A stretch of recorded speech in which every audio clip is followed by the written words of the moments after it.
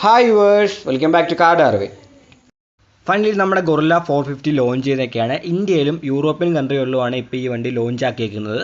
ഈ വണ്ടീനെക്കുറിച്ച് ഏകദേശം കാര്യങ്ങളൊക്കെ നമുക്കറിയാം, നമ്മളും ഇതിനു മുമ്പ് വീഡിയോ ചെയ്തതാണ്. അതുകൊണ്ട് വലിച്ചു നീട്ടാണ്ട് വളരെ ഇമ്പോർട്ടൻ്റ് ആയ കാര്യങ്ങൾ മാത്രമാണ് ഈ വീഡിയോയിൽ നമ്മൾ നോക്കാൻ പോകുന്നത്. അനലോഗ്, ഡാഷ്, ഫ്ലാഷ് ഇങ്ങനെ 3 വേരിയൻറ്റിലാണ് വണ്ടി വന്നേക്കുന്നത്. മൊത്തം 6 കളറിൽ വണ്ടി വരുന്നുണ്ട്. അതായത് ഓരോ വേരിയൻറ്റിലും 2 കളർ വെച്ച്. അനലോഗിൽ വന്നേക്കുന്നത് സ്മോക്കും പ്ലയ ബ്ലാക്ക് എന്ന് പറഞ്ഞ കളറാണ്. ഡാഷിൽ നോക്കുകയാണെങ്കിൽ ഗോൾഡ് ഡിപ്പും പ്ലയ ബ്ലാക്ക് എന്ന് പറഞ്ഞ കളർ വരുന്നുണ്ട്. പിന്നെ നമുക്ക് ഏറ്റവും അട്രാക്റ്റീവായിട്ട് തോന്നുന്ന ആ ഒരു കളറുണ്ട്, അതായത് ആ ഒരു ബ്ലൂ കളറുണ്ട്. അതിനെ ബ്രേവ് ബ്ലൂ എന്നാണ് പറയുന്നത്. ആ ബ്രേവ് ബ്ലൂവും പിന്നെ അത് കഴിഞ്ഞ് അട്രാക്റ്റീവായിട്ട് തോന്നുന്ന ഒരു യെല്ലോ കളറുണ്ട്, യെല്ലോ റിബൺ എന്നാണ് പറയുന്നത്. ഈ 2 കളറും വരുന്നത് ഫ്ലാഷ് എന്ന് പറഞ്ഞ വേരിയൻറ്റിലാണ്. പിന്നെ ടെക്നിക്കലായിട്ട് ഒരുപാട് മാറ്റങ്ങളുണ്ട് ഈ കാശ് കൂടുതൽ കൊടുക്കാൻ നേരത്ത്. പക്ഷേ ഈ കളർ അട്രാക്റ്റീവായ നല്ല കളർ കിട്ടുന്നത് ആ ഒരു ഫ്ലാഷ് എന്ന് പറഞ്ഞ ഏറ്റവും കൂടിയ മോഡലാണ്. ഇനി വില നോക്കുകയാണെങ്കിൽ ഏറ്റവും കുറഞ്ഞ മോഡലിന് വരുന്നത് 2.39 ലാക്കാണ്. മിഡ് വേരിയൻറ്റിന് വരുന്നത് 2.49 ലാക്കാണ്. ഏറ്റവും കൂടിയ മോഡലിന് 2.54 ലാക്കാണ് വില വരുന്നത്. ഡിസൈനെ കുറിച്ച് പറയുകയാണെങ്കിൽ നമ്മൾ എക്സ്പെക്ട് ചെയ്ത പോലെ തന്നെ ഡിസൈൻ വന്നേക്കുന്നത്. പക്ഷേ ചില കാര്യങ്ങൾക്കൊക്കെ മാറ്റം വന്നിട്ടുണ്ട്. അതായത് വണ്ടി നോക്കുകയാണെങ്കിൽ ഫ്രണ്ടിൽ നിന്ന് ഒരു 100 പോലെയും ആ ഒരു മിഡ് സെക്ഷനും റിയറൊക്കെ നമ്മുടെ ഹിമാലയൻ 450 പോലെ ഇരിക്കുന്നത്. ഫ്രണ്ടിൽ ആ ഒരു ടാങ്കിൻ്റെ ഭാഗമായാലും ഹെഡ് ലാമ്പിൻ്റെ ഭാഗമായാലും നമുക്ക് ആ ഒരു 100 പോലെയാണ് തോന്നിക്കുന്നത്. എന്നാൽ റിയറിലേക്ക് മിഡ് സെക്ഷനൊക്കെ നോക്കാൻ നേരത്ത് പക്ക നമ്മുടെ ഹിമാലയൻ 450 പോലെ തന്നെയാണ് വണ്ടി ഇരിക്കുന്നത്.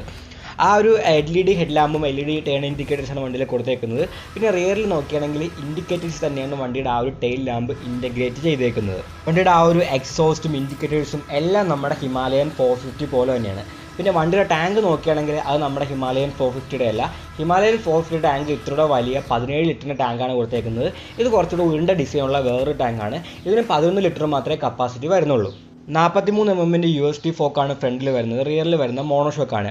സസ്പെൻഷൻ ട്രാവലൊക്കെ നല്ല പോലെ തന്നെ കുറവാണ്. ഫ്രണ്ടിൽ നോക്കുകയാണെങ്കിൽ 140 mm മാത്രമേ ട്രാവലുള്ളൂ. അത് നമ്മുടെ ഹിമാലയനേക്കാളും 60 mm ട്രാവൽ കുറവാണ്. റിയറിൽ നോക്കുകയാണെങ്കിൽ 150 mm മാത്രമേ ട്രാവൽ വരുന്നുള്ളൂ.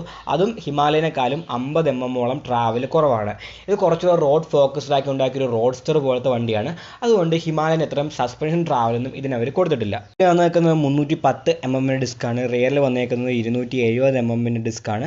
രണ്ടും നമ്മുടെ ഹിമാലയൻ 450 പോലെ തന്നെ സെയിം ആണ്. ഡ്യുവൽ ചാനൽ ABS വരുന്നുണ്ട്. 2 വീലുകളും വന്നിരിക്കുന്നത് 17 ഇഞ്ചിൻ്റെ തന്നെയാണ്. ഫ്രണ്ടിൽ 120 സെക്ഷൻ ടയേഴ്സാണ് വരുന്നത്. റിയറിൽ 160 സെക്ഷൻ ടയേഴ്സാണ് വരുന്നത്. പിന്നെ ആ ഒരു ഇൻസ്ട്രുമെൻറ്റ് ക്ലസ്റ്റർ നോക്കുകയാണെങ്കിൽ അതൊരു 4 ഇഞ്ചിൻ്റെ റൗണ്ട് TFT ഡിസ്പ്ലേ ആണ്. അതിന് നോക്കുകയാണെങ്കിൽ ബ്ലൂടൂത്ത് കണക്ടിവിറ്റിയും അതേപോലെ നാവിഗേഷനൊക്കെ വരുന്നുണ്ട്. പക്ഷേ ആ ഒരു ബേസ് വേരിയൻ്റ് ഇല്ല. ആ ഒരു അനലോഗ് എന്ന് പറഞ്ഞ ബേസ് വേരിയൻ്റ് ഇല്ല. ബാക്കി 2 വേരിയൻറ്റുകളിൽ മാത്രമേ ബ്ലൂടൂത്ത് കണക്ടിവിറ്റിയും ആ ഒരു നാവിഗേഷനും അതേപോലത്തെ കാര്യങ്ങളൊക്കെ നമുക്ക് കിട്ടത്തുള്ളൂ.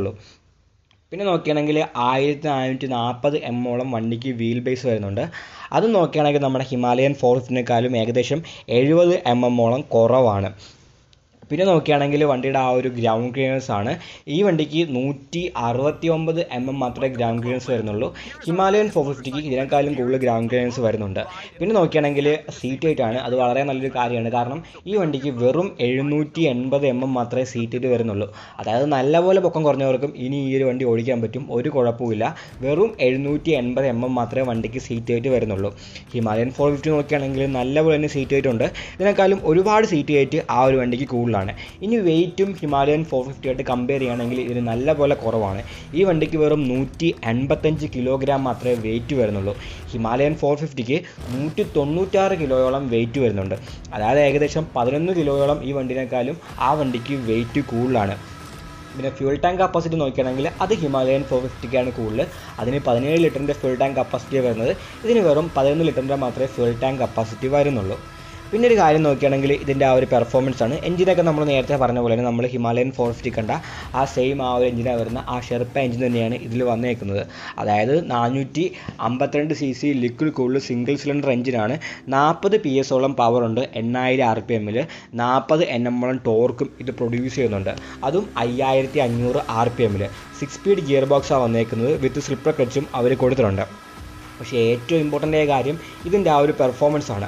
ആ ഹിമാലയൻ 450 വന്ന സമയത്ത് ആ ഒരു പെർഫോമൻസ് നോക്കുകയാണെങ്കിൽ നമ്മൾ ഡ്യൂക്ക് 300 കമ്പയർ ചെയ്യുകയാണെങ്കിൽ 1 സെക്കൻഡ് മാത്രമേ അതിന് വ്യത്യാസമുള്ളൂ. അതായത് ഡ്യൂക്ക് 300 0 to 100 അച്ചീവ് ചെയ്യുന്നതിൽ നമ്മുടെ ഹിമാലയൻ 450ക്ക് 1 സെക്കൻഡ് കൂടുതൽ വേണമായിരുന്നു. എന്നാൽ ഈ ഒരു വണ്ടി വന്നപ്പോഴത്തേക്ക് വെയിറ്റ് 11 കിലോയോളം പിന്നെയും കുറഞ്ഞേക്കുകയാണ്. അപ്പം കുറച്ചുകൂടെ പെർഫോമൻസ് കിട്ടുന്നതായിരിക്കും. അതായത് നമ്മുടെ ഡ്യൂക്ക് 390 കമ്പയർ ചെയ്യാൻ ഇത്രയും പെർഫോമൻസ് ഉള്ള ഒരു റോഡ് ബൈക്ക് നമ്മുടെ റോയൽ എൻഫീൽഡിൻ്റെ ഭാഗത്ത് നിന്ന് വന്നേക്കുകയാണ്. നിലവിലിൻ്റെ ഡയറക്റ്റ് ഡ്രൈവിൽ നോക്കുകയാണെങ്കിൽ നമ്മുടെ സ്പീഡ് 400 ഉണ്ട്, ഹാർലിയുടെ X440 ഉണ്ട്, പിന്നെ മാവറിക് 440 ഉണ്ട്. അത് കൂടാണ്ട് ചീപ്പ് പ്രൈസിൽ നല്ല പെർഫോമൻസ് വരുന്ന NS400 ഉണ്ട്, പിന്നെ നല്ല മാർഗ പെർഫോമൻസ് വരുന്ന ഡ്യൂക്ക് 390യും നമുക്ക് ഇതിൻ്റെ റൈവലായിട്ട് കണക്കാക്കാവുന്നതാണ്. ചെയ്യണം. ഈ ഒരു വീഡിയോ ഇഷ്ടപ്പെട്ടെങ്കിൽ ലൈക്ക് ചെയ്യുക, നിങ്ങളുടെ അഭിപ്രായങ്ങൾ കമൻറ്റുകളെ രേഖപ്പെടുത്തുക. ഇനി ഇതേപോലത്തെ വീഡിയോകൾ കാണാൻ ദയവായി ചാനൽ സബ്സ്ക്രൈബ് ചെയ്യുക, ആ ബെല്ലൈക്കൻ കൂടി എനേബിൾ ചെയ്യുക. പുതിയൊരു വീഡിയോയുമായി ഉടൻ